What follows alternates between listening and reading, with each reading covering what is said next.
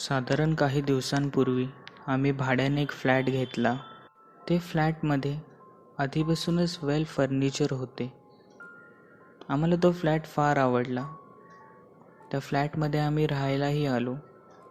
त्या दिवशी तो फ्लॅट मी पूर्ण पाहिला. तसंच त्या फ्लॅटमध्ये एक पेंटिंगही होती. ती पेंटिंग एका आजीची होती. साधारण 70 वर्षाची ती आजी असे. त्या आजीने नथ घातली असून कपाळावर एक मोठं कुंकू, त्याचबरोबर डोक्यावर पदर. अगदी असे वाटत होते की ती पेंटिंग नसून एक खरीखुरी आजीच आहे. आम्हा सगळ्यांना तो फ्लॅट फार आवडला. मी, माझे आई बाबा आणि लहान भाऊ असे आमचे लहान कुटुंब. तसा तो फ्लॅट 3 BHK असून पण मालकाने आम्हाला केवळ 2 BHKच म्हणजेच 2 रूम वापरण्याचीच परवानगी दिली. तिसऱ्या बेडरूमला एक लॉक होते. साधारण काही दिवस हे चांगले गेले. एके रात्री आम्ही सर्व घरचे गप्पा मारण्यात व्यस्त होतो. तसंच आतमधून दार ठोठावण्याचा आवाज आला. तसं मी लवकरच जाऊन त्या रूममध्ये पाहिलं. सर्व रूममध्ये काहीच नव्हते.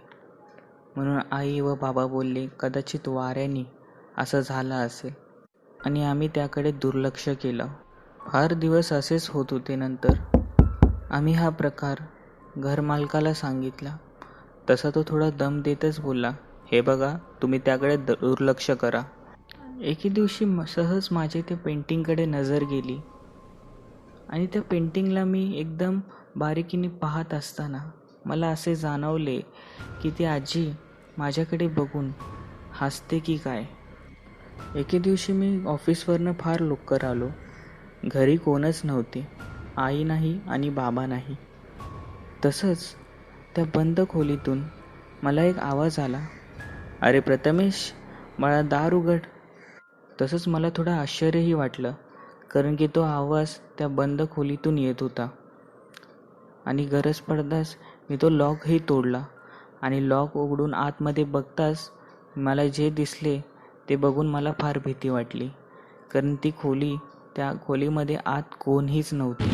आणि तसंच त्या खोलीतून एक थंड असा वारा माझ्या बाजूनी गेला. मी दुर्लक्ष केले. मला वाटले की हा एक भास असेल.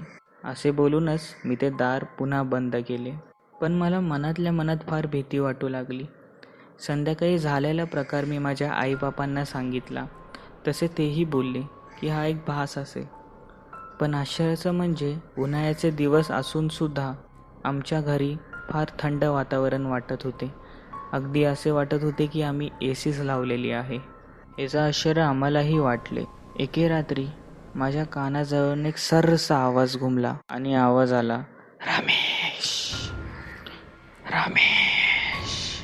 न कळतच माझी नजर त्या बंद दाराकडे गेली. दार उघडणार तेवढ्यातच आईने मला हाक मारली. एके दिवशी आई, बाबा आणि भाऊ हे नातेवाईकांकडे गेले होते आणि त्या रात्री ते तिथेच राहणार होते. रात्रीचे 1 वाजले असतील. मी झोपेचा पूर्ण प्रयत्न करत होतो, पण मला झोप काही येतच नव्हती. आणि त्याच वेळेला मला तसेच आवाज येऊ लागले, रमेश, रमेश. मला फार भीती वाटू लागली आणि तसंच मी त्या रात्री मित्राच्या घरी गेलो. काही दिवसांनी सगळे घरी झोपले होते आणि ऑफिसचं रात्री काम करून मी रूममधनं बाहेर जातानाच मी पेंटिंगकडे पुन्हा पाहिलं. यावेळेला मी पेंटिंगच्या थोडं जवळच गेलो आणि जे मी पाहिलं ते पाहून मला भोवळ येणार की काय असे मला झाले. कारण की ती आजी यावेळेला मला बघून चक्क हसत होती. मी हे काय बघतोय म्हणून रात्री झाली असल्याने मी माझे डोळे पुन्हा चोळले. पण यावेळेला ती पेंटिंग पहिल्यासारखी सामान्य होती. मला केवळ हा भास असेल किंवा मला झोप आल्याने मला असे काही दिसलं असेल, म्हणून मी जाऊन त्या रात्री पुन्हा झोपलो. एके रात्री सगळे झोपले असताना मला त्या बंद खोलीतून आवाज आला आणि त्याचबरोबर मी ते दार उघडण्याचा निर्णय घेतला आणि मी ते दार उघडलं. आणि ते दार उघडताच माझी तळ मस्तकाची जमीनच हरपली. माझे कोण प्राण घेते की काय असं मला झाले. कारण की त्या अंधारामध्ये ती 70 वर्षाची आजी उभी होती आणि ती मला बघून हसू लागली. आणि ती तशीच होती. कपाळावर मोठे कुंकू लावले होते, नथ घालून डोक्यावर पदर. हे पाहताच मला फार भीती वाटली. मी जाऊनच आईबापांना उठवले, हा प्रकार सांगितला. पण त्यांना असं वाटले की ऑफिसच्या कामामुळे मला हा भास झाला असेल. ती रात्र मी पूर्ण जागून काढली. एके दिवशी मी झोपलो असताना साधारण रात्रीचे 1 वाजले असतील. साधारण काही क्षणाने माझे डोळे उघडले आणि तुम्हीच विचार करा की अशा वेळेला तीच आजी माझ्या डोळ्याच्या समोर आली. हो, असंच झालं. कारण ती आजी माझ्या समोर आली, मला बघून एक क्रूर हास्य करू लागली आणि माझा गळा दाबू लागली. मी ओरडण्याचा फार प्रयत्न केला. मी फार घाबरलो होतो आणि अशा वेळेला मी भावालाही उठवण्याचा प्रयत्न केला, पण भावाला काही जाग येत नव्हती. मी जोरजोराने भावाला हाकही मारू लागलो, पण भाव काय उठत नव्हता आणि मला कळून चुकले की हे त्या आजीमुळेच होत आहे. म्हणून मी जोरजोरात हनुमानाचे नाव घ्यायला लागलो आणि असं करून ती आजी नाहीशी झाली. हा प्रकार मी माझ्या आईबापांना सांगितला त्याच रात्री. त्यांना यावर विश्वास होत नव्हता, पण त्यांनी माझ्या गळ्याकडे बघितले आणि त्यांना कळून चुकले की मी खरं बोलत आहे. दुसऱ्याच दिवशी आम्ही त्या घर मालकाला भेटलो आणि त्याने प्रश्नाची टाळाटाळ केली. तसं मी त्याला दम देऊनच विचारले, हे बघा काय ते खरं सांगा, नाहीतर आम्हाला आमच्या भाषाने बोलायला लागेल. तसंच तो सांगू लागला की काही वर्षांपूर्वीच हा फ्लॅट साधारण 10 वर्षाआधी माझ्या काकांनी विकत घेतला.